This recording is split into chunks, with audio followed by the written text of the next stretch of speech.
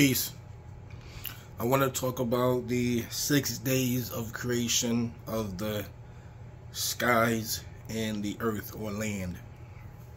A lot of people say it's a contradiction in the proofs, that it's actually 8 days, and then they saying that in one ayat, one proof, the earth was made before the sky, and then later on I'm reading the sky was made before the earth. So I'm trying to clarify that with my research and my investigation of those proofs. Now the word yom means day, as in like 24 hour, but it also means an extended period of time, like eons or ages and so forth, right? And then, as you know, you gotta keep in mind that with the creation and life and stuff like that, it's a gradual process, like from going from summer to winter and then winter to summer. That's like that gradual process, what they call spring and fall. Then you got dawn and evening, you know what I mean? That gradual process from going from night to day.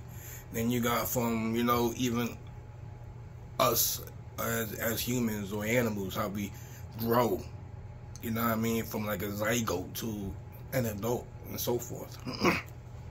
So it's a process. Okay.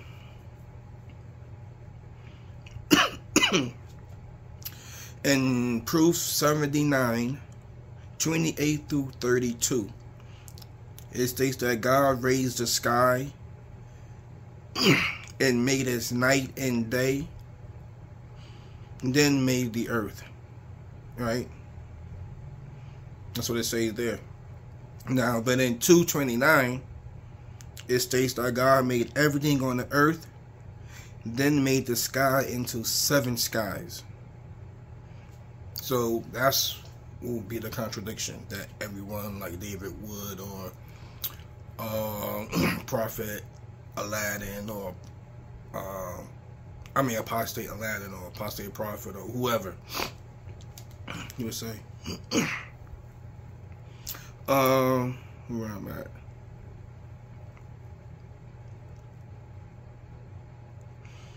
Okay, here we go.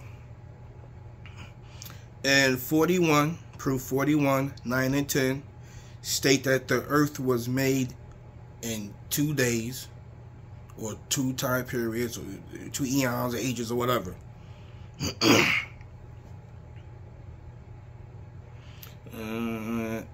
And then made everything on it, and God made and made everything on the earth was made in 4 days. Right? That's what it says, right? Then in 41:11 it states, Thumma, then God turned to the sky and the earth and said to them, come willingly or unwillingly, you know, they had that conversation. And then God made the sky into 7 skies in 2 days.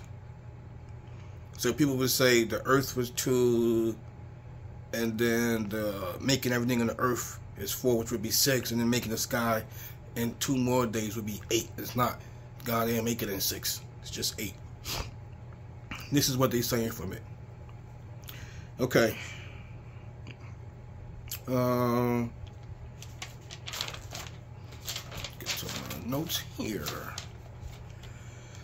Now, when they say that then God turned to the sky, you know, and made them whatever, that Thumma does not always mean that it happened right after, right? Like one event happened after another in the sequence. Doesn't always mean that, because in proof 16, 120 to 122, God is speaking highly of Abraham.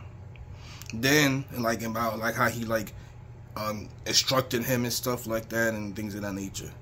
And then you go into 16, 123, God says, Thumma, then we instructed you, talking to Muhammad, right? So, this Thumma came right after, because Muhammad did not live in the lifetime of Abraham or after Abraham. He came centuries later. So if they say that Thumma means, oh, God did the earth and then did the sky, whatever. It doesn't mean that I'm trying to show you here now.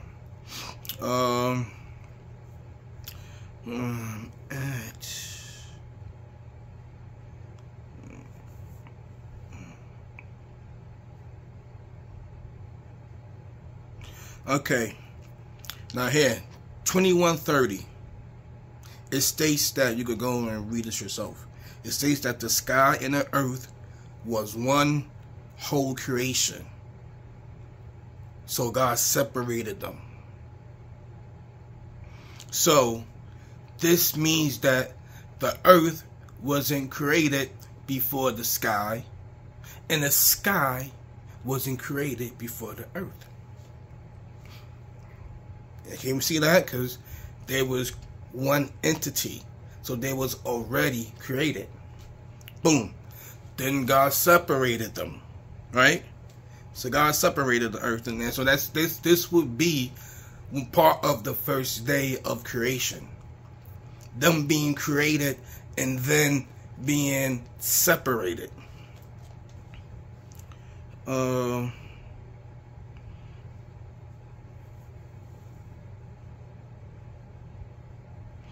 Now, in 41:11, where God says to the sky and its smoke, I say and its smoke.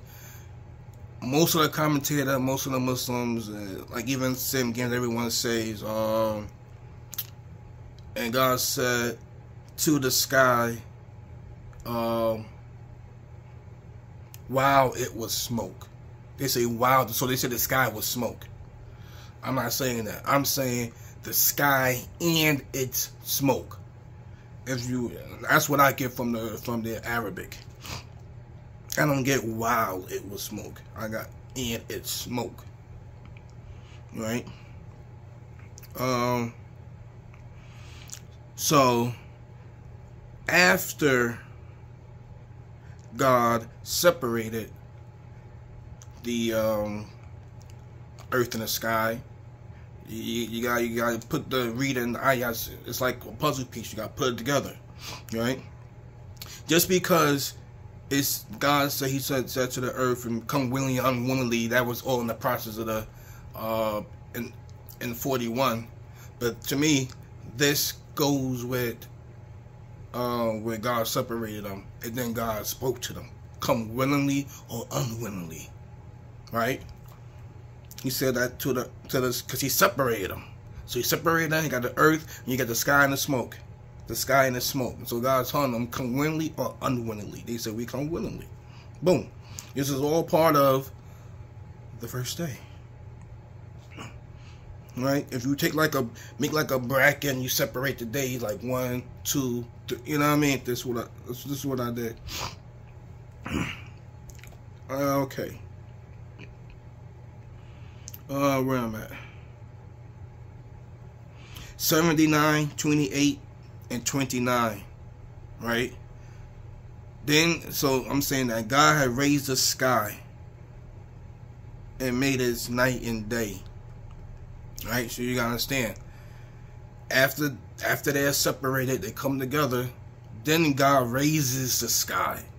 The sky is raised now, right? And God made it night and day, which is the sky turning dark at nighttime and the sky turning what we call blue in the daytime. That blue color, that light blue color of the sky is what gives us daylight. The sun gives us extra light on top of daylight. Because when the sky is cloudy and you can't see the sunlight can't come through, you can still see. You see what I'm saying? So yeah, God raised it, made it night and day. 79:30. Right? God spread out the earth. After it says God spread out the earth. God spread out the earth after raising the sky. Right? The earth is not a round ball as we know it. The earth is spread out. The earth is the same size as the sky. So however far the sky goes, that's how far the earth goes. The earth is like, it's just spread out. There's no other universes. There's no other suns. There's no other moons. There's only one moon, one sun. The sky and this earth. That's it. Besides the garden in hell. You know, wherever God is at.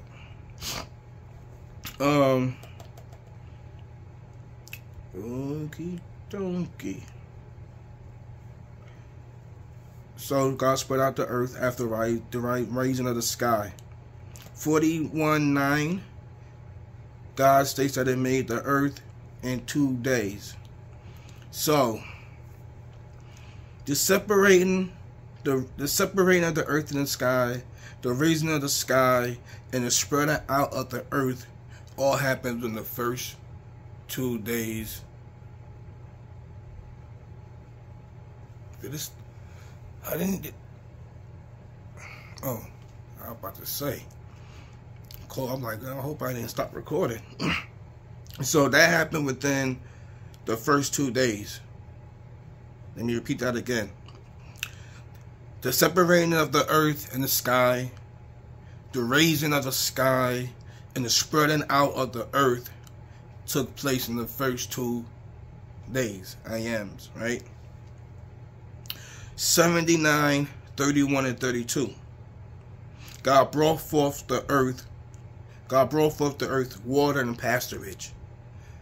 And the mountains, God made the mountains its anchors. Right? So in 41:10, God says that it made the anchors and did everything to the earth in 4 days, which will start on the second day going into the 5th day. You see what I'm saying? So making everything on the earth, the rivers, putting the mountains, which anchors the earth, which means that the earth does not move. It's stationary. The mountains are the earth's anchors, you know what I mean, to keep it held down. All that was from the second day going into the 5th day, right? Now with 2:29, God made everything on the earth and then made the skies into 7 skies, right? So in 41:12, God made the skies into 7 skies in 2 days and gave each sky its instruction and placed the stars in the nearer sky. Right?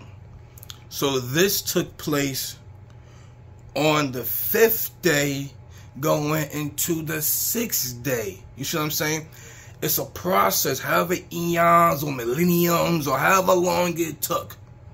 Because us as a human race, we are pretty much a newer creation of God.